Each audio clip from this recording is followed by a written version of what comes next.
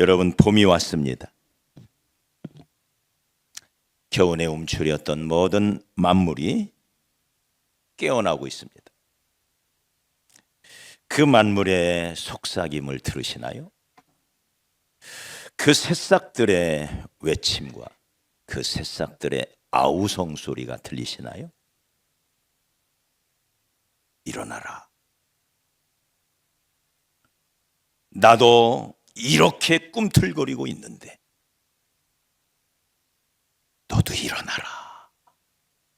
할렐루야. 우리에게 새 출발을 명하고 있습니다. 왜 그러고 있니? 나도 이렇게 꿈틀거리는데 너는 왜 그러고 있니? 만물을 통하여서 우리 하나님께서 우리에게 일깨워주고 있습니다. 새 출발하시기를 축복합니다. 새봄이잖아요. 이때 출발 안 하고 언제 출발하실 거예요? 새 출발을 하려면 새 힘이 있어야 합니다. 힘이 없는데 무슨 일인들 감당할 수 있겠어요? 지쳐 앉아 있는 사람이 무슨 일을 해요? 피곤해 지쳐 있는데 무슨 일을 해요? 힘이 있어야죠. 여전히 입을 뒤집어 쓰고 있으면서 무슨 새 출발을 해요? 일어설 기력도 없는데 무슨 새 출발을 해요? 힘이 있어야죠. 맞습니까? 힘이 있어야 돼요. 왜 지칠까요? 일을 너무 많이 해서. 맞아요. 그러나 더 본질적으로는 힘이 딸리니까 힘든 거예요. 힘이 딸리니까 지치는 거예요. 그래서 힘이 없는 사람은 메뚜기 한 마리도 짐이 돼요. 그러나 힘이 넘치는 사람은 무쇠덩어리를 짊어지고도 산을 넘어가요. 할렐루야. 우리에게 힘이 필요합니다. 존 버년이 쓴 저 위대한 기독교 소설 철로 역정이라는 소설에 보면 하늘나라를 향하여 여행을 하던 크리스천, 이 기독도가 의심이라는 성에 들어갑니다. 그 성에 들어갔더니 절망이라고 하는 거인에게 꽉 붙잡혀서 지하 토굴에 갇히게 됩니다. 이 소설은 모든 것이 은유로 되어 있죠. 2중, 3중으로 자물통이 채워져 있고 밖에서는 절망이라는 거인이 무기력이라고 하는 아내와 함께 그 문을 지키고 앉아 있습니다. 그 성의 마당에는 예전에 절망 거인이 해치운 수많은 인간들의 뼈와 해골이 질비하게 쌓여 있습니다. 그때 절망 거인이 말합니다.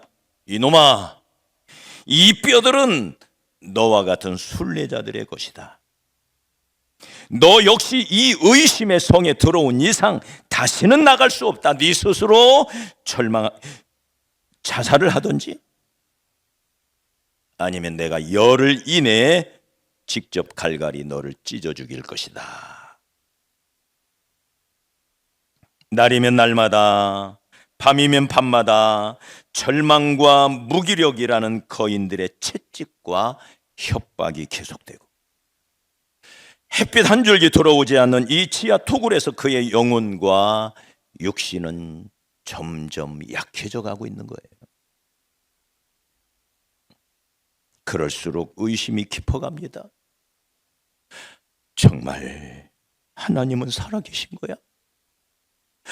그럼 왜 나에게 이런 일이 생기는 거야? 내가 그렇게 기도해도 왜 응답하지 않는 거야?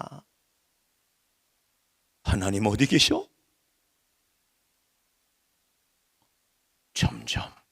점점 병이 깊어가고 있는 거예요.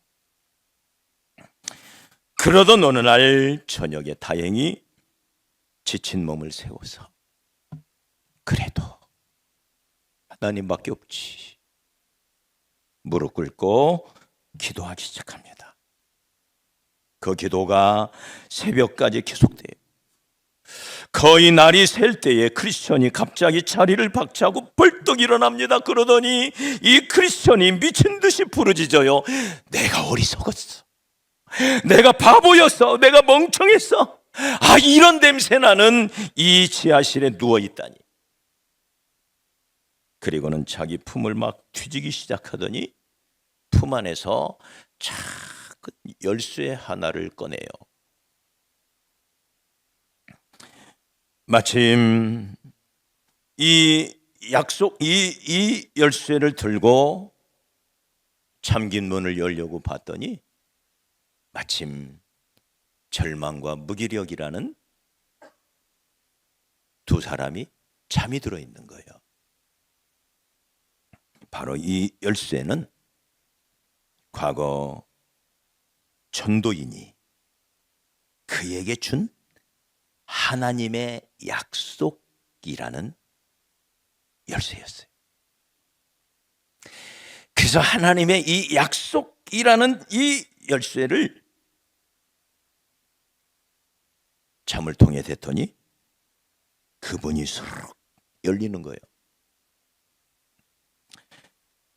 거대한 천물도 열쇠를 대니까 거짓말처럼 스르륵 열리는 거예요. 튼튼히 잠긴 성문도 아주 쉽게 열렸습니다.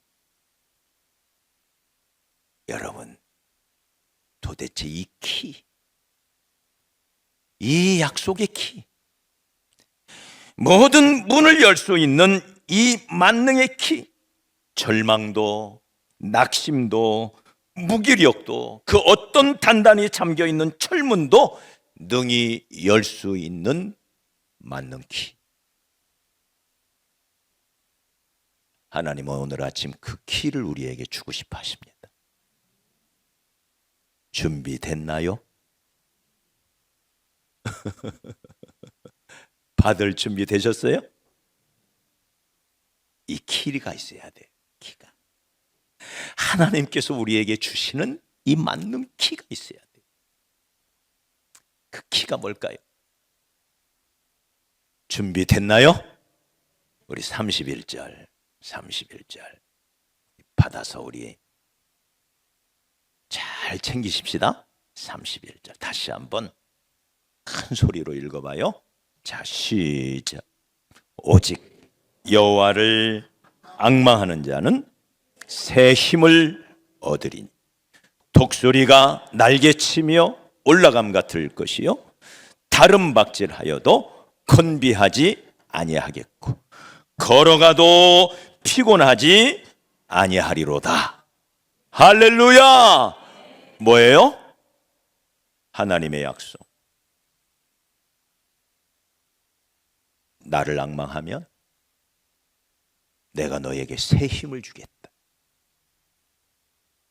그 힘이 있으면 걸어가도 피곤하지 않고 다른 박질하여도 곤비치 않고 심지어 독수리의 날개를 달아서 사방에 우겨쌈을 당하는 사방팔방이 다 잠겨있다 할지라도 막혀있다 할지라도 그 모든 것을 뚫고 그 모든 장애물을 뛰어넘어 날아 올라갈 수가 있대요.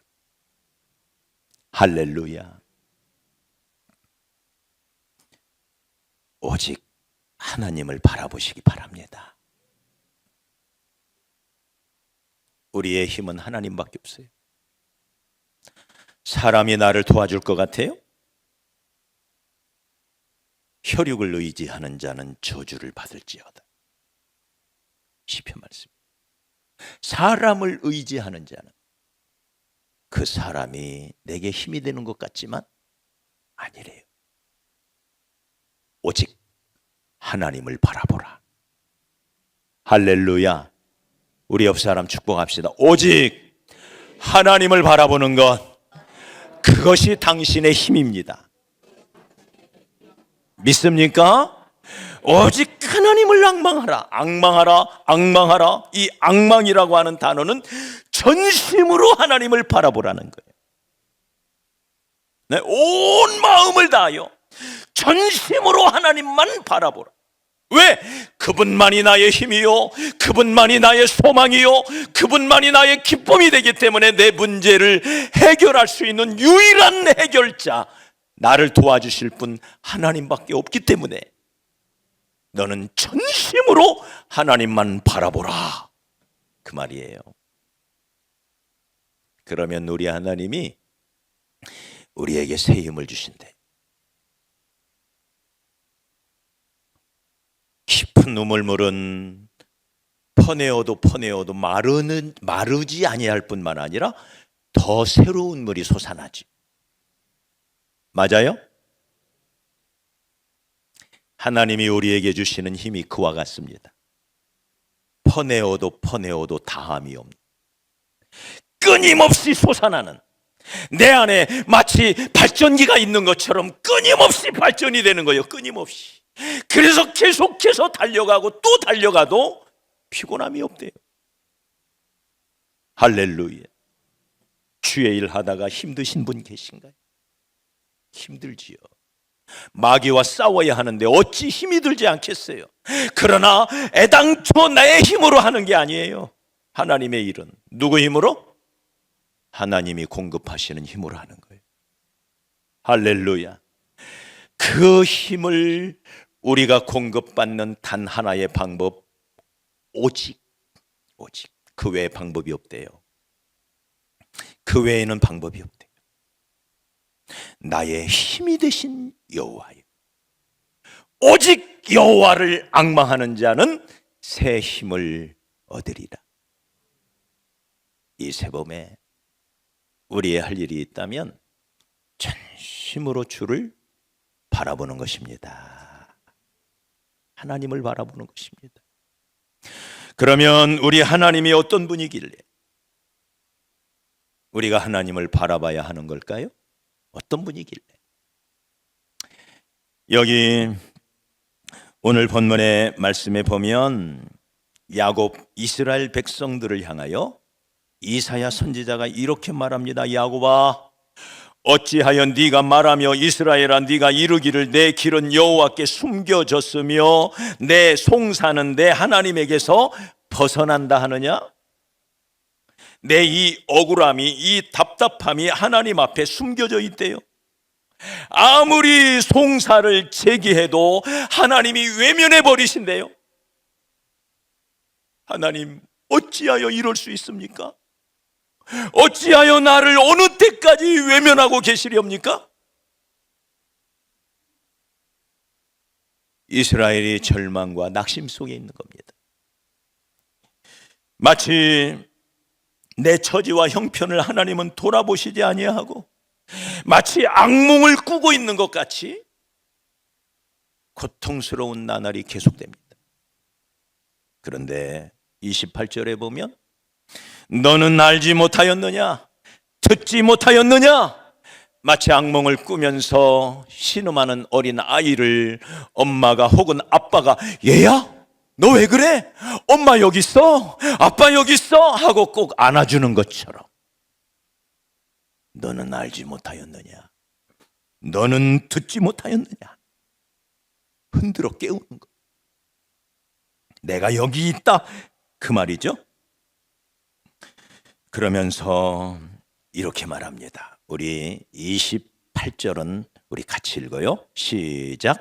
너는 알지 못하였느냐? 듣지 못하였느냐? 영원하신 하나님 여호와. 이 첫 번째, 우리 하나님은 어떤 분? 영원하신 분. 무슨 말일까요? 영원하시다. 무슨 말일까요? 변함없다는 이야기. 어제도 나의 하나님이시고 오늘도 나의 하나님이시고 내일도 나의 하나님이십니다. 믿습니까? 변함없으신 하나님. 나를 사랑하시는데 그 사랑이 변치가 않아요. 어제나 오늘이나 동일하신 사랑으로 나를 바라봐줘요. 내가 잘 나갈 때, 내가 실패할 때, 내가 주저앉아 단식하며 원망하며 낙심 가운데 빠져 있을 때에도 하나님은, 나를 향한 하나님의 사랑은 변함이 없어요. 믿으시나요? 지금 내 기도를 안 들어주시는 것 같다고요? 아닙니다. 다 듣고 계십니다. 가장 좋은 방법으로 가장 좋은 때에 하나님이 응답해 주실 것입니다. 믿으십니까?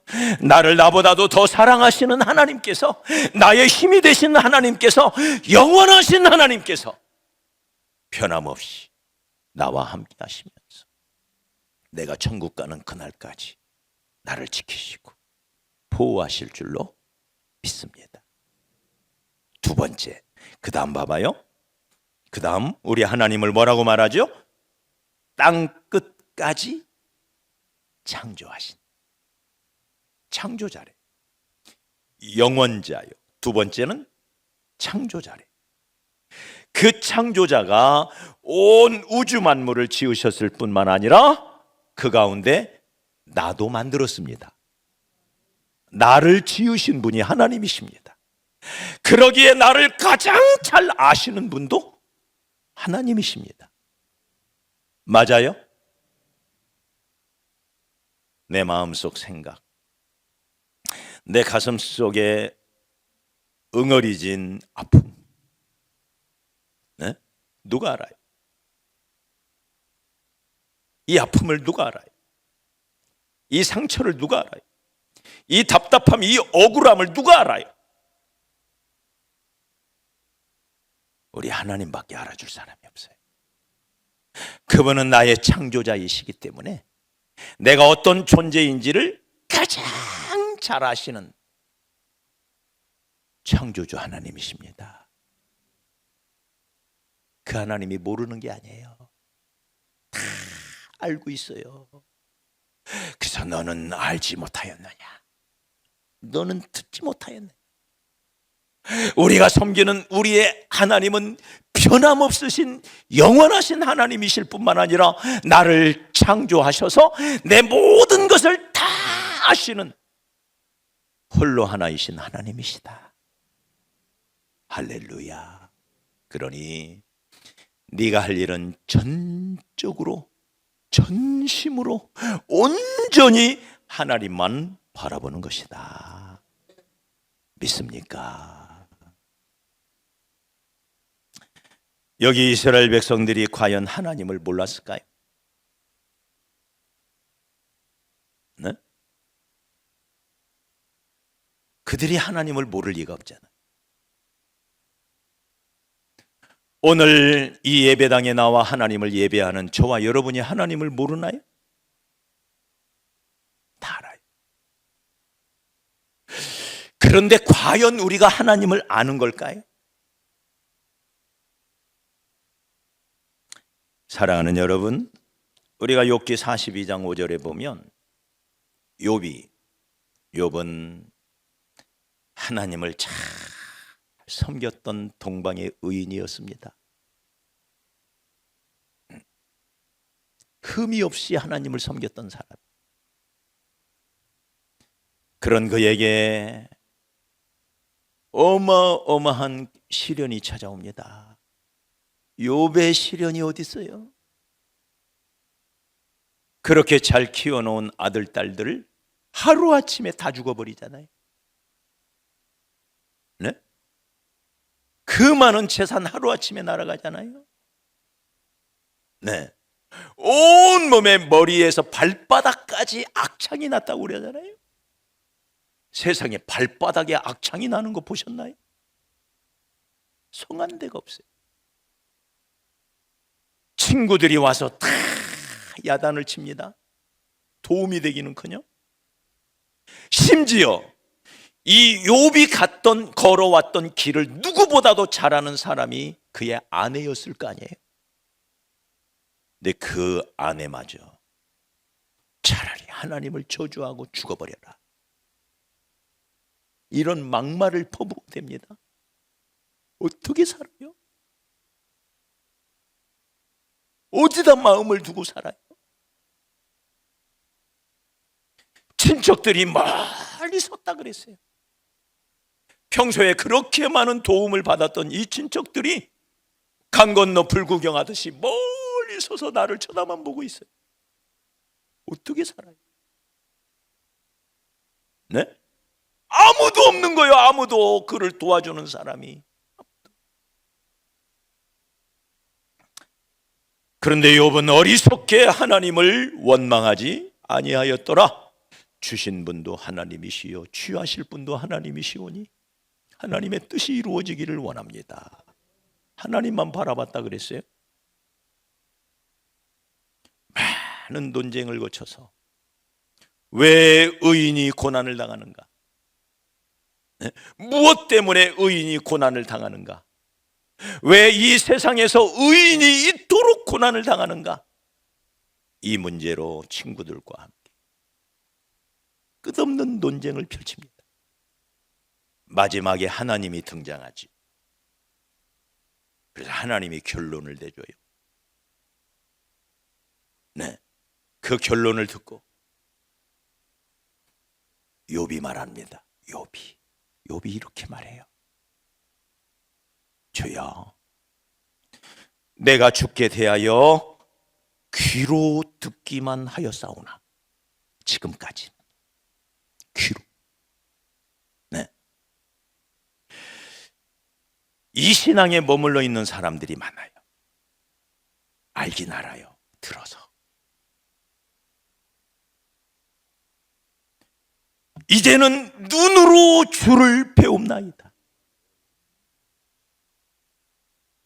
이성에 머물러는 신앙이 아니라, 관념에 머물러는 신앙이 아니라 체험적으로 하나님을 알았다 그 말이에요.